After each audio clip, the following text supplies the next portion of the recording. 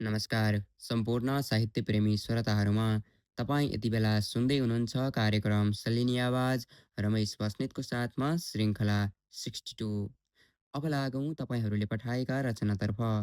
आजको पहिलो रचना प्राप्त भएको छ अरुण कुमार भुजेलबाट। उहाँले कविता पठाउनु भएको छ रम्बास कविता।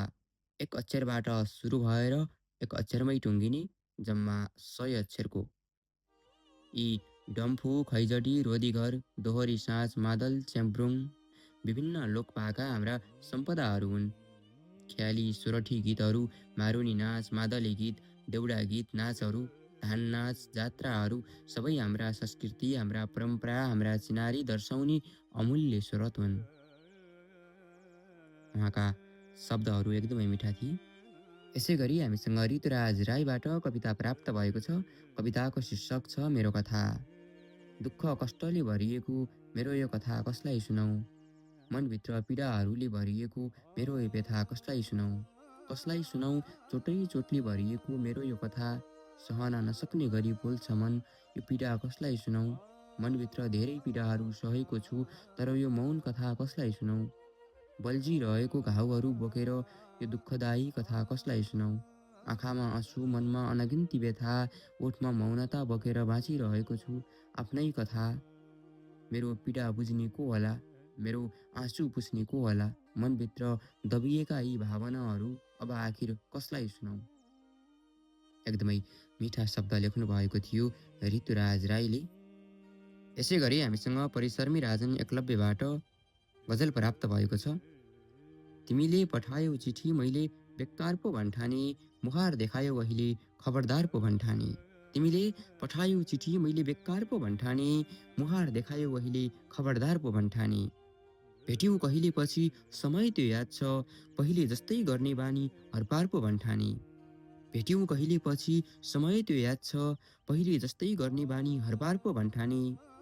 रोजेको पाइयो भनेर उत्साहित छौ होइन, सोच हाम्रो सङ्गम भयो वारपार पो भन्ठाने। रोजेको पाइयो भनेर उत्साहित छौ होइन, सोच हाम्रो सङ्गम भयो वारपार पो भन्ठाने। नामको त्यो बास्ना हावाभित्र घुलमिल भो, स्त्रको त्यही खुस्बुमा भयो प्रहार पो भन्ठाने। नामको त्यो बास्ना हावाभित्र घुलमिल भो, स्त्रको त्यही खुस्बुमा भयो प्रहार पो भन्ठाने। इच्छा गुम्साउने शक्ति तिमीमा सधैँ थियो, ल्यात्मक हाँस्ने जिउने साथ आधार पो भन्ठाने। इच्छा गुम्साउने शक्ति तिमीमा सधैँ थियो, ल्यात्मक हाँस्ने जिउने साथ आधार पो भन्ठाने। ल्यात्मक हाँस्ने जिउने साथ आधार पो भन्ठाने। एकदमै मिठा शब्द लेख्नु भएको थियो परिसरमी राजन एकलव्यले। यसै गरी हामीसँग योगी नारायण नाथबाट कविता प्राप्त भएको छ। कविताको शीर्षक मेरो लोग्ने। विवाहको वेदीमा अग्निलाई साँची राखेर तिमीले लिएका ती बाचा कसमहरू अझै पनि यी भित्ताहरूमा मडारिरहेकै छन्। म त्यस घरको दैलो नागेर भित्रिएकी थिएँ, जहाँ मेरो सिन्दुरको रातो रङसँगै आफ्ना सम्पूर्ण सपनाहरू एकाकार गराउन आएकी थिएँ।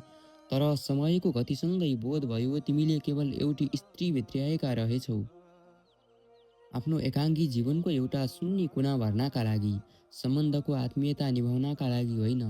मलाई कुनै खेद रहेन, तिमीले बाहिर कतिवटा गल्लीहरू नाप्यौ, कतिवटा काँधहरूमा आफ्नो क्लान्ति बिसायौ र कतिवटा नामहरूसँग आफ्ना एमिनीहरू साट्यौ। विषाद त केवल यस कुराको रह्यो कि जसलाई तिमीले मण्डपमा पानी ग्रहण गरेर ल्याएका थियौ, त्यही बेहात्त स्त्रीसँग तिमीले केवल आफ्नो प्रयोजन र स्वार्थका नापजाँच मात्र गर्यौ। जब जब तिमी बाहिरको कोलाहलपूर्ण संसारबाट फर्किएर आफ्नो सङ्घारमा टेक्थ्यौ, मेरो अन्तस्करणमा एउटा सानो दीप प्रज्वलित हुन्थ्यो। म अपेक्षा गर्थेँ, अब त सायद तिमीले मेरो अस्तित्व महसुस गर्नेछौ। बाहिर तिमीले जे जे गुमाएर वा प्राप्त गरेर आएका भए पनि मेरो पर्यायमा पर्ने अलिकति अनुराग, अलिकति स्वाभिमान र मेरो अधिकार मलाई सुम्पिनेछौ। म बाहिरका सारा भ्रमपूर्ण आँखाहरूलाई विसर्जन गरेर आफ्नो सम्पूर्ण अस्तित्व तिम्रै प्रतीक्षामा पगालिरहेँ। तर तिम्रो दृष्टिमा मेरो उपस्थिति केवल छेदा निवारण गर्ने हातहरू र रात्रिकालीन स्याएको एउटा काष्ठत्व शरीरभन्दा बढी कहिल्यै भएन। तिमीले मलाई त्यही नै हेऱ्यौ, जति तिमीलाई आफ्नो उपभोगका लागि अभिष्ट थियो। म प्रत्येक प्रहर अलिअलि गर्दै रूपान्तरित भइरहेँ। मेरो उल्लास बिलाउँदै गयो, मेरो कान्ति निश्चेत हुँदै गयो र मेरो मौनता झन्झन गहन बन्दै गयो। तर विडम्बना, तिमीले मेरो त्यो रूपान्तरण कहिल्यै दृष्टिगोचर गरेनौ। तिमीले कहिल्यै नियालेर हेरेनौ कि म अझै त्यही स्त्री हुँ जसलाई तिमीले वर्षौँ अघि डोलीमा राखेर ल्याएका थियौ, वा मेरो स्थानमा कुनै आघातले विक्षिप्त बनेको छाया उभिएको छ। तिमीले देख्नै चाहेनौ, किनकि तिम्रा आँखाहरू केवल आफ्नै सङ्कुचित मतलबमा सीमित थिए। तिमी हिजो पनि अनुकम्पका पात्र थियौ, जब तिमीले मेरो निश्चल सम्पन्न र हुनुको गम्भीर अर्थ बुझ्न सकेनौ, र तिमी आज पनि अनुकम्पाकै पात्र हौ, जब मनभित्रको स्त्रीत्व समाप्त भइसकेपछि। मेरो यो नहुनुको शून्यता पनि तिमीले आकलन गर्न सकिरहेका छैनौ। हो, म आज पनि त्यही घरको आँगनमा हिँडिरहेकी छु। यही चौतारी र भान्सामा मेरो सन्जिनी बजिरहेकै छ। म त्यो गृहमा त अझै न्यस्त छु जहाँ म माइतीबाट बिदा लिएर आएकी थिएँ। तर म त्यो पानी ग्रहणको पवित्रतामा छैन जसको जगमा मलाई त्यहाँ ल्याइएको थियो। एकदमै मिठा शब्द लेख्नु भएको छ नारायणनाथ योगीले। यसै गरी गोविन्दराज पौडेलबाट मुक्तक प्राप्त भएको छ। इमान्दारितामा चुकिएन, कहीँ कसैको एक पैसा मारिएन, सत्य तथ्य र तितो सत्य बाहेक कुनै कुरा कसैको सारिएन। देखेको बोल्ने कडभासी र इमान्दार भएकोले छु म गरिब। इमान्दारितामा चुकिएन, कहीँ कसैको एक पैसा मारिएन, सत्य तथ्य र तितो सत्य बाहेक कुनै कुरा कसैको सारिएन। देखेको बोल्ने कडभासी र इमान्दार भएकोले छु म गरिब। गरिब भए पनि जालझेल सङ्कटमा कसैलाई पार्दै पारिएन। गरिब भए पनि जालझेल सङ्कटमा कसैलाई पार्दै पारिएन।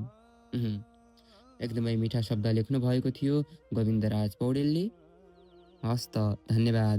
अहिलेसम्म हाम्रो सलिनी आवाजलाई सुनेर बस्नुभएका सम्पूर्ण श्रोताहरूमा हार्दिक धन्यवाद व्यक्त गर्दछौँ।